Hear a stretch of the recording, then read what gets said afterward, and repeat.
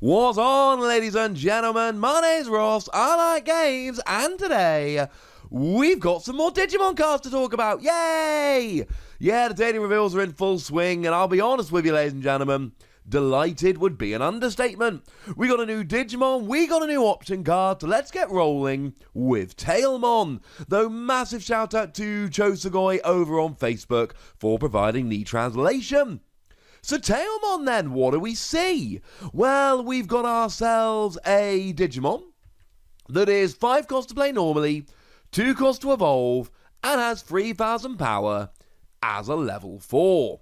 Now, in terms of level 4 Digimon, this is about right. Slightly high on the play cost, you'll see a lot of 4s rather than 5s, and slightly low on the power, you'll see lots of 4s rather than 3s.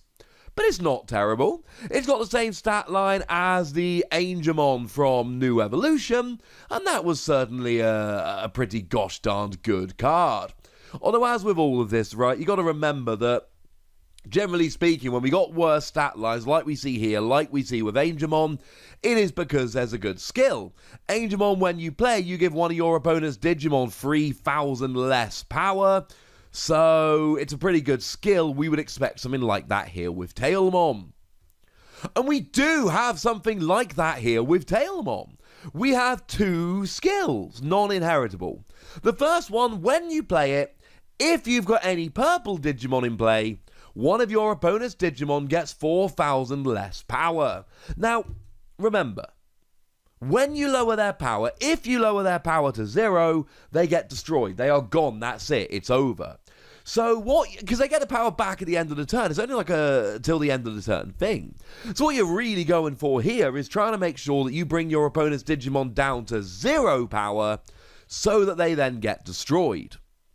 And not for nothing, but we have actually seen a few Digimon around that do gain a bonus when you lower their power to 0. The Patamon from the starter deck, for instance, gains you 1 memory when you lower an opponent's Digimon's power down to 0. Or the Labramon that came around in New Evolution, if you lower your opponent's Digimons down to 0 power, lets you draw a card. Important to note the Labramon is not limited to once during your turn, whereas Patamon is limited to once during your turn. So there certainly are reasons to want to lower the power to 0. I should mention both of those are inheritable skills, but are on level 3s, so this is quite nice. Although do bear in mind this is a play skill, not an evolution skill, so you've got to be playing Tailmon from your hand in order to be able to do this, rather than evolving up normally. And 5 cost for a level 4 is moderately expensive, but it's kinda worth it. Of course, at this stage we do need to put it side by side with Angemon, because I've already told you this is a very, very similar skill.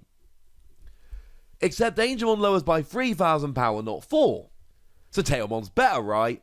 Well, the thing is, Tailmon is very much a yellow-purple Digimon.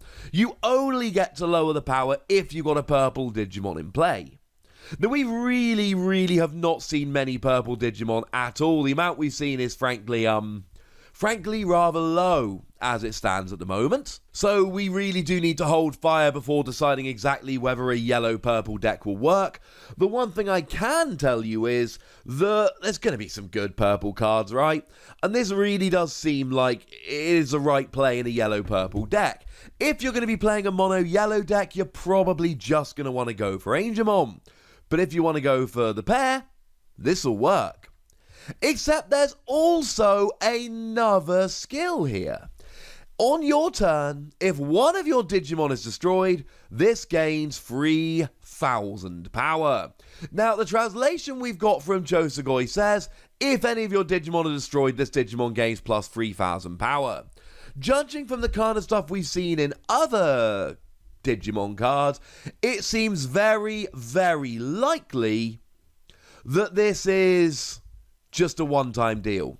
It is not plus 3,000 for each Digimon destroyed. It is plus 3,000 if any Digimon get destroyed.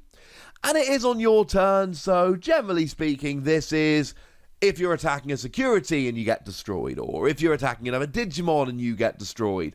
Although most of the time, try and make sure you're tied. So if an 8,000 attacks an 8,000, they both get destroyed. You take them out, you go down as well, but then you get the extra 3,000 power on Tailmon, so it ain't too bad. And then you end up with a 6,000 power level 4. And 6,000 power on a level 4 is really good. There is no level 4 in New Evolution, Yellow, that has 6,000 power. The most powerful one we got was Petermon, that came in at 5,000 power, and when you played it, you got to grab a Tinkermon from your, well, either from your hand or your trash, and play it without paying the cost, which was actually pretty gosh darn nice. And if we head on over into the starter deck, there was a level 4 that had 6,000 power. It was your blocker, your Unimon, which does have to give up 2 memory in order to attack, but also has blocker, and blockers are really important, so yeah. And to be fair, has a static 6,000 power that it's not conditional on anything happening. When you put this all together, this is a good card. 6,000 power Digimon that probably destroys a Digimon when it comes in. That is amazing. Really, really, really, really strong. But I think you've got to be playing it in a yellow-purple deck, or it's just not going to be good enough. But the good news is we've got ourselves a new option card in here as well. It is Neko Punch.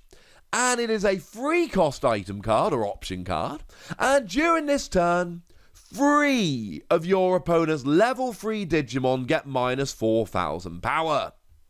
Now, this again is a very situational card. But let's make no mistake, this is a phenomenal card. Because if we look at level 3 Digimon, let's take Red as an example. No. Let's take Blue as an example. Blue's the best deck right now. The most powerful level 3 Blue Digimon is Armadillomon, that's got 4,000 power. It's also a 2 cost to play from your hand. Don't evolve it, you have to pay to evolve it, that's silly. But to play from your hand, it's only a 2 cost, 4,000 power. It's really good. Yeah, they won't survive. Now, to be fair, Red does have Muchomon, and Muchomon is a level 3 with 5,000 power, so Muchomon will actually legitimately survive, which seems pretty good. But then if we have a go and look at Yellow, there is no level 3 Yellow Digimon with more than 4,000 power. And if we have a look at Green, there is no Green level 3 Digimon with more than 4,000 power. So essentially, unless you get something really out of the ordinary like Muchomon, you are getting a KO on anything here. Pretty much any level 3. Except it's not really any level 3, is it? Worth mentioning, we didn't talk about Vorvamon yesterday, who is actually a level 3 with 5,000 power, so like Muchomon would also survive. But it's not any, is it? It's any 3. And this puts your opponent in a very, very awkward decision. Because, do they play the level 3 or not? If your opponent knows you're playing Neko Punch, they've got to basically go through the entire game knowing any level 3 I leave, except for a couple very rare exceptions, will be taken out by Neko Punch. So if I go and use a bunch of memory to play 3 level 3s, Neko Punch can take out all of them in one go. If I want to go ahead and try and bring out a level 3 from the raising area, well, hang on a second. If I bring a level 3 out from the raising area and my opponent drops Neko Punch, it goes away. So now I've got to leave it in the raising area until I evolve it into a level 4. But that means I'm bringing it out from the raising area a turn, maybe 2 or more turns, later than I would ideally like to do so. We've seen some Swarm decks already on this channel that want to play multiple level 3s and really just swarm the deck with multiple Digimon. And this is a direct counter to that. The theory with the Swarm decks is you can't take out all of my Digimon, and yeah, they're being taken out by any security card, but I'm playing so many of them, I'm going to run through all your security before you can stop me. This is a direct counter to Swarm decks. Your opponent wants to play lots of small level 3 Digimon, you take out lots of small level 3 Digimon. I mean, if you take out 3 of them with this card, you're basically paying 1 memory for each one you destroy.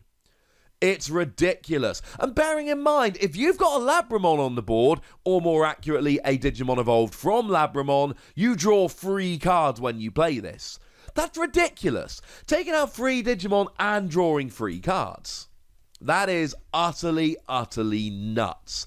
Yes, it's limited to level 3, so it is a very situational card, and I don't care. Maybe your opponent is playing an evolution deck and you don't draw this early enough and it does become a bit pointless. Outside of that, it's so good, ladies and gentlemen. It is so good. As a side note, the security skill, as has been on the screen the whole time, lets you just activate the effect without paying the cost. Although if your opponent has no level 3s down, boo, etc. I know it's a situational card that's not always going to work and I don't care. Because the fact of the matter is, it is so good when it works that, yeah, it's amazing, ladies and gentlemen. It is absolutely amazing.